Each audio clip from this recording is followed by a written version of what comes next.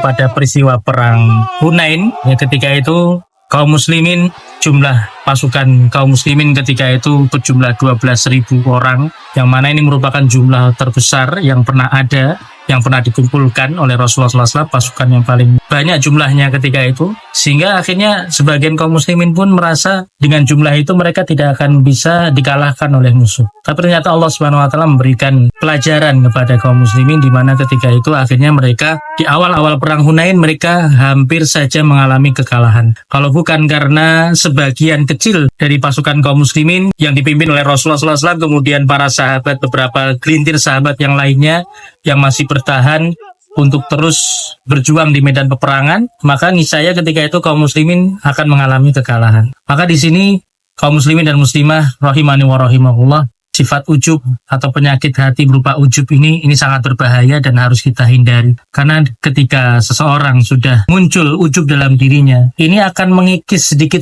demi sedikit, akan mengikis tawakalnya kepada Allah Subhanahu wa taala. Akan mengurangi tawakalnya kepada Allah Subhanahu wa taala sedikit demi sedikit, hingga akhirnya nanti dia benar-benar bergantung kepada dirinya sendiri. Dia sudah tidak lagi bergantung kepada Allah Subhanahu wa taala. Maka kita sebagai seorang muslim harus menjadikan pedoman ayat di dalam Al-Qur'an dalam surat Al-Fatihah yang ini senantiasa kita baca dalam sholat kita. Iyyaka na'budu wa iyyaka nasta'in. Ini terkait dengan dua kalimat utama dalam Islam. Yang pertama, iyyaka na'budu, hanya kepada Engkaulah kami beribadah. Ini kaitannya dengan kalimat la ilaha illallah. Kemudian yang kedua, iyyaka nasta'in. Ini kaitannya dengan kalimat la haula wala quwata illa billah. Maka tidak ada upaya, tidak ada daya dan upaya kecuali dengan pertolongan dan taufik dari Allah Subhanahu wa taala. Ini semua harus kita tanamkan dalam diri kita supaya kita terhindar dari penyakit ujub yang bisa menyerang seorang muslim.